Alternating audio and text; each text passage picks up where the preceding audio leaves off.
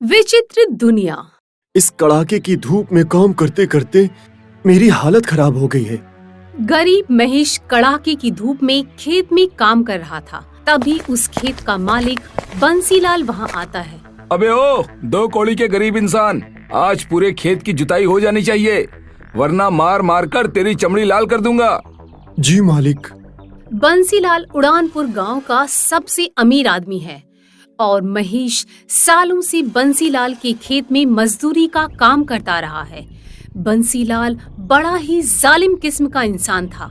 एक दिन महेश दिन भर मजदूरी करने के बाद थका हारा अपने घर आता है। साधना खाना बना कि नहीं? आज तो बहुत जोरों की भूख लगी है। हाँ जी, आइए आइए महाशय, आज तो आप हजारों रुपए कमा के आ रहे हो ना, जो आपको इतनी भूख लग रही है। तुम तो आते ही शुरू हो गई। सारा दिन खेत में कड़ी मेहनत करो और शाम को घर आओ तो तुम्हारी बक बक सुननी पड़ती है। घर में जवान बेटियां हैं और आप बस एक ही काम करने पे तुले हैं। अरे रोज 100 रुपए कमाने से घर नहीं चलता है। महंगाई के दौर में कोई दूसरा काम भी कीजिए ना, जिससे आप ज्यादा पैसा कमा सकें। साधना, ये खेत मजदूरी का काम भी मुझे बड़ी मुश्किल से मिला है। अपने गांव में करने के लिए कोई दूसरा काम है ही नहीं। अगर मुझे पता होता कि आपसे शादी करने के बाद मुझे जीवन में इतनी ठोकरें खानी पड़ेंगी, तो मैं कभी आप जैसे फालतू इंसान से शादी नहीं करती। अरे ये भी कोई जीवन है? ना पहनने के लिए ढंग के कपड़े हैं, ना खाने के लिए अच्छा खाना है, और ना ही जीवन में कोई खुशी है। बस हर समय मायूसी और गरीबी। साधना की बातें सुनकर महेश और उनकी बेटियां उदास हो जाती हैं। महेश अपने परिवार के साथ अपने छोटे से घर में बड़ी गरीबी अवस्था में अपना जीवन बिता रहा होता है। महेश जिस बंसीलाल के खेत में काम करता है, वो उसे रोज के 100 रुपए ही देता था। अब इतनी कम आमदनी में महेश और उसके परिवार को अपना गुजारा चलाने में काफी मुश्किलों का सामना करना पड़ता था। एक दिन महेश खेत में एक पेड़ के नीचे आकर बैठ जाता है। पता नहीं ये बंसीलाल मेरी पगार कब बढ़ाएगा। तभी सामने एक पेड़ अचानक जोर जोर से हिलने लगता है। अरे, ये पेड़ इतना हिल क्यों रहा है?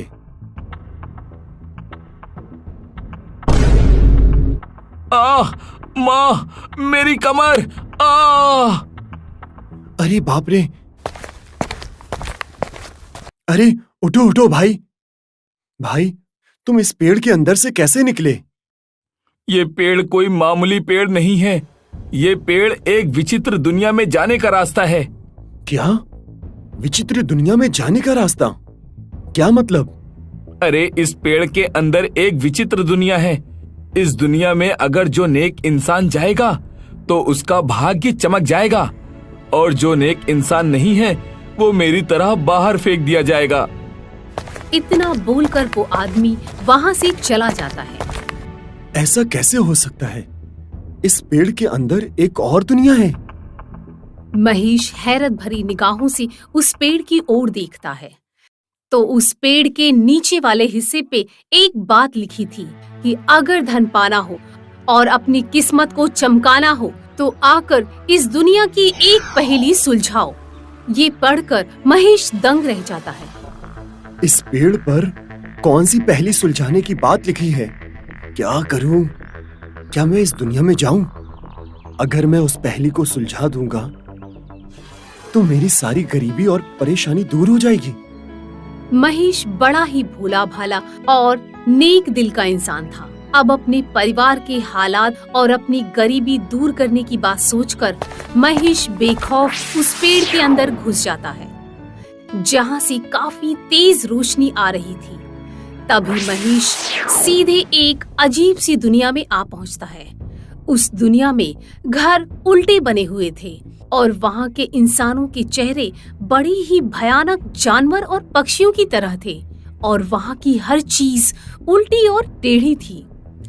ये सब अनहोनी देखकर महेश के होश उड़ जाते हैं। ये कैसी अजीब सी दुनिया है? और ये क्या, यहाँ के इंसानों की शक्लें जानवरों और पक्षियों की तरह क्यों है? तभी पक्षियों की शक्ल के 2 अजीब से आदमी महेश के पास आते हैं कौन हो तुम और इस दुनिया में कैसे आए? मेरा नाम महेश है। मैं इस पेड़ के अंदर से इस दुनिया में आया हूं।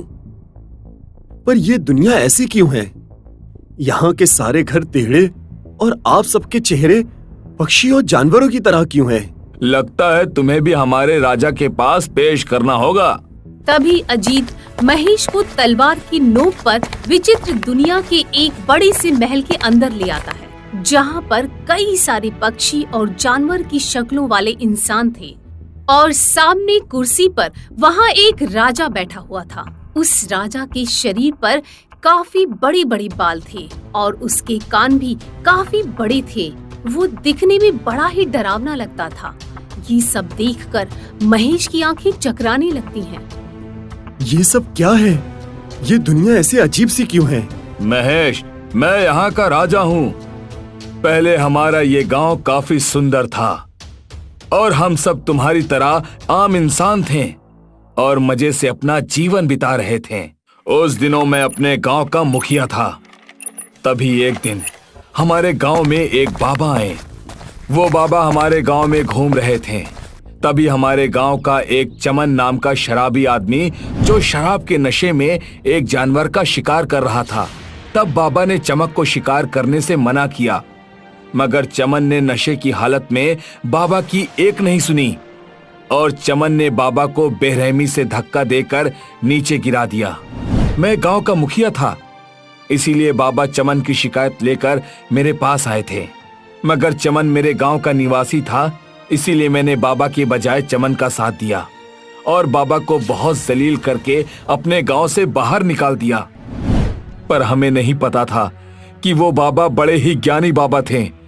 उन्होंने क्रोधित होकर जाते जाते हमारे गांव और मुझे ऐसा श्राप दिया कि श्राप से हमारे गांव के सभी इंसान ऐसे बन गए और हमारा ये गांव एक विचित्र दुनिया बन गया।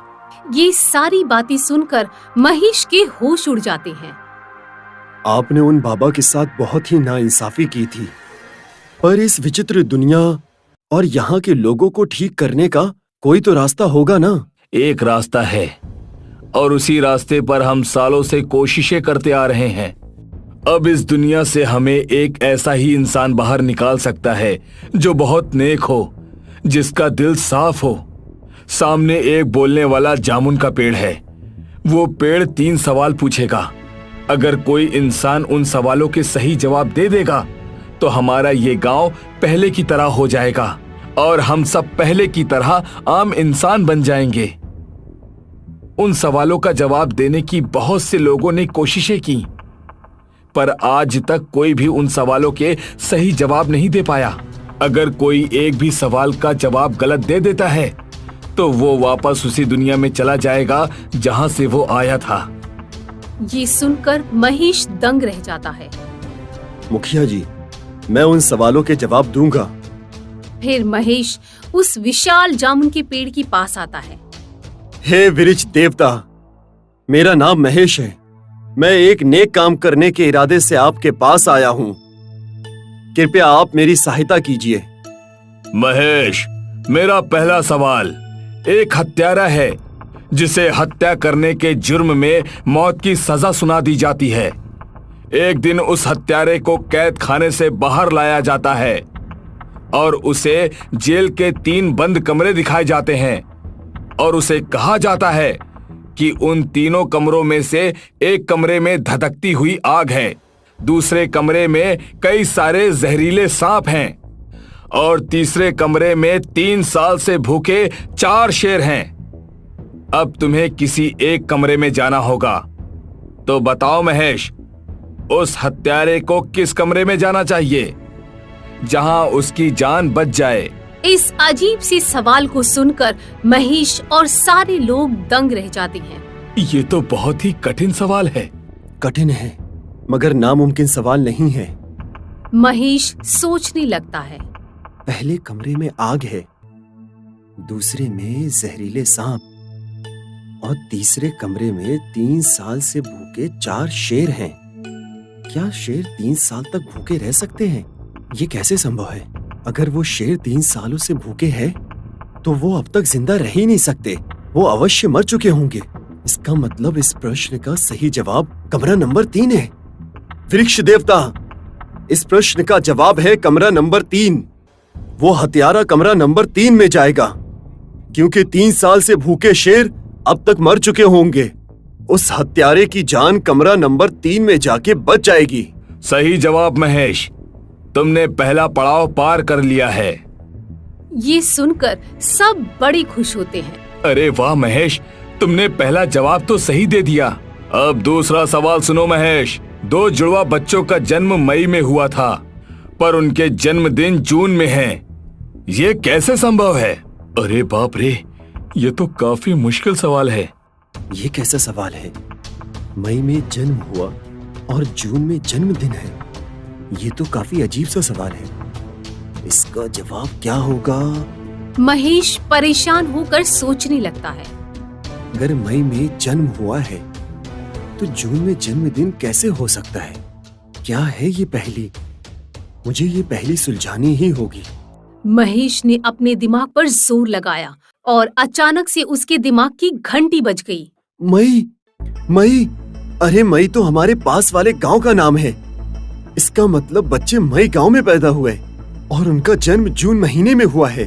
वृक्ष देवता, इस प्रश्न का सही जवाब है वो जुड़वा बच्चे मई महीने में नहीं, मई नाम के गांव में पैदा हुए हैं और उनका जन्मदिन जून महीने में आता है।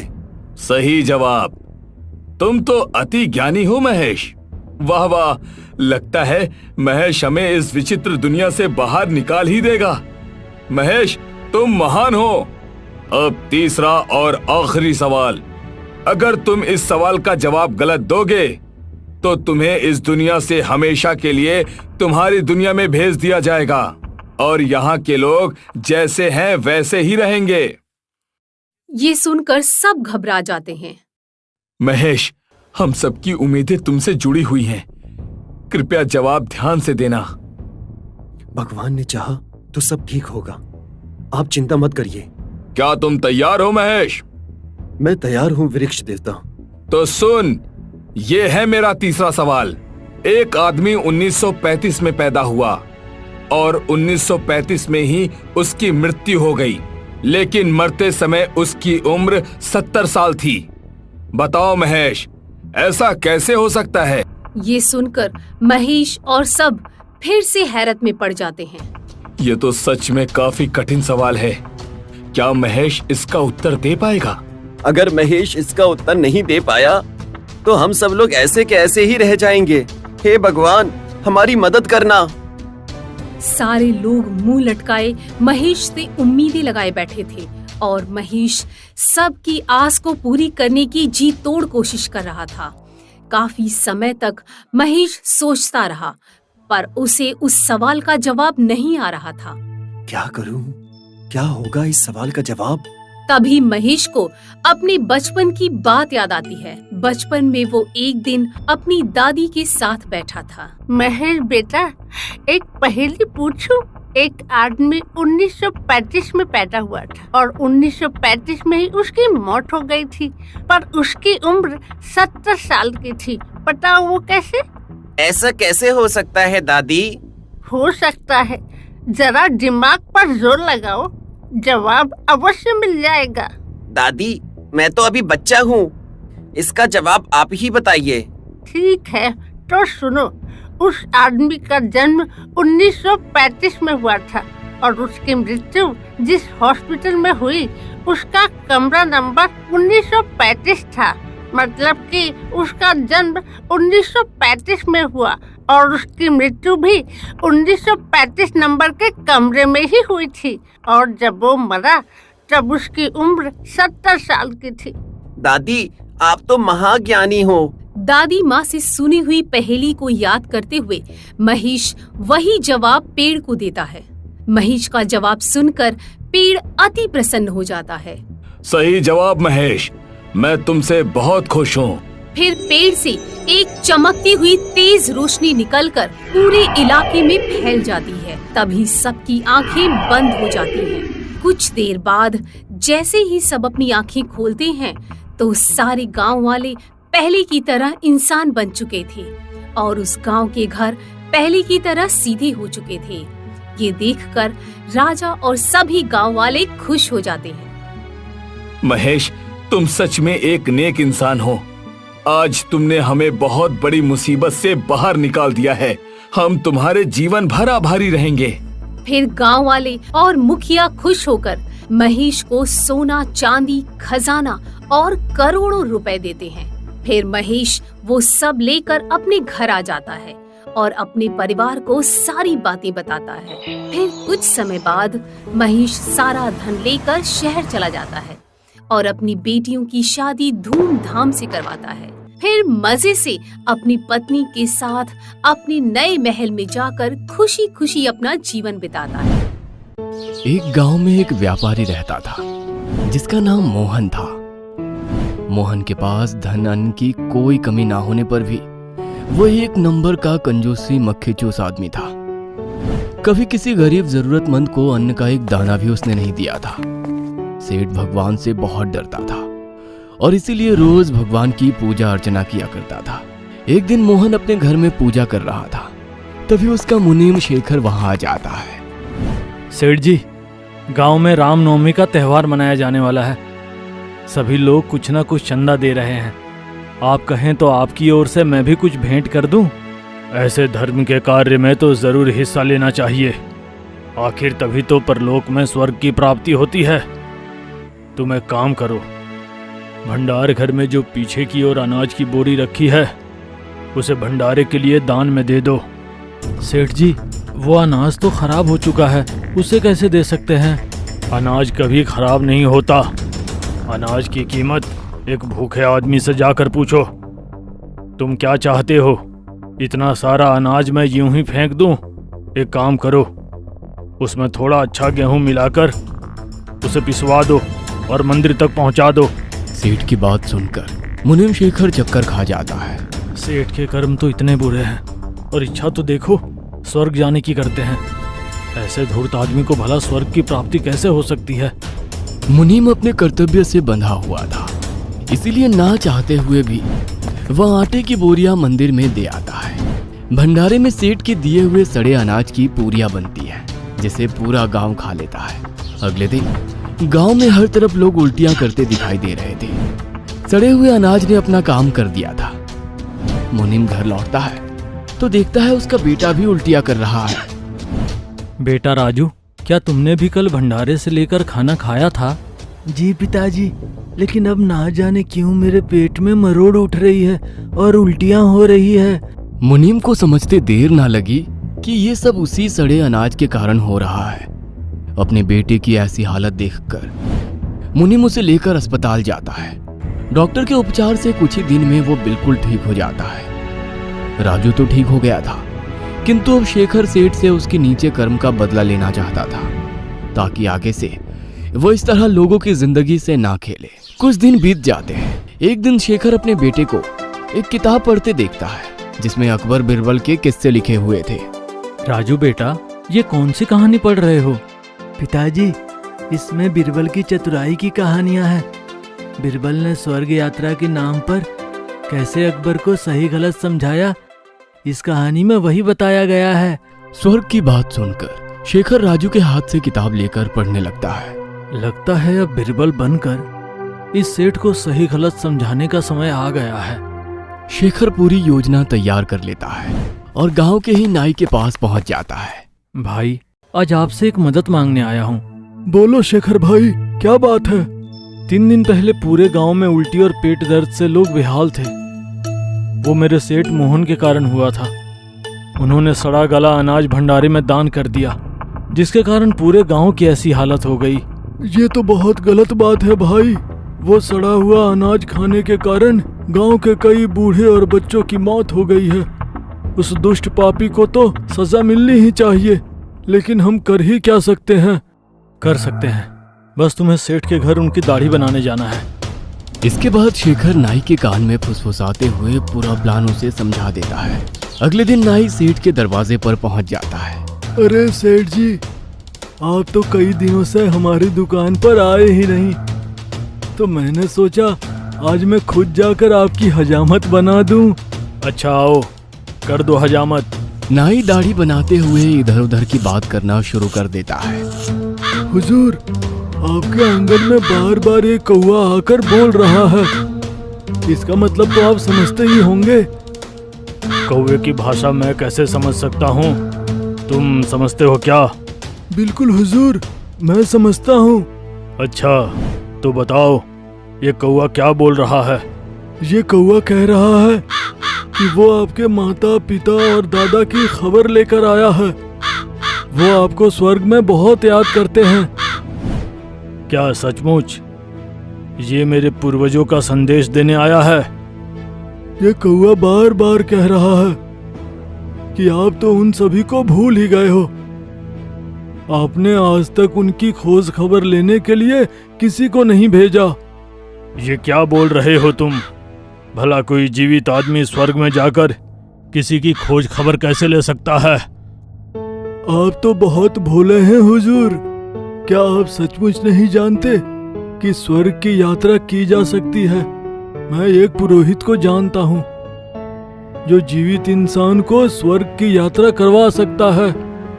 सेठ नाई की बात सुनकर घोर आश्चर्य में पड़ जाता है। अगर तुम्हारी बात सच है तो मैं भी स्वर्ग की यात्रा करना चाहूंगा। आप पहले अपने मन की तसल्ली के लिए अपने किसी नौकर को स्वर्ग की यात्रा पर भेजिए। जब आपको अच्छी तरह तसल्ली हो जाए तभी आप स्वर्ग की यात्रा करना हुजूर। नाई की बात सेठ को जम जाती है और वो अपने मुनीम शेखर को वहां बुलाता है। शेखर, ये नाई कह रहा है कि एक पुरोहित तुम्हें स्वर्ग की यात्रा करवा सकता है। तुम्हें स्वर्ग जाना है और मेरे पूर्वजों का हाल चाल लेकर वापस आना है। देखना उन्हें वहाँ कोई कष्ट तो नहीं है। ठीक है सेठ जी, जैसा आप कहें। मैं आपके पूर्वजों का हाल चाल जानने के लिए स्वर्ग जाने के लिए तैयार हूँ।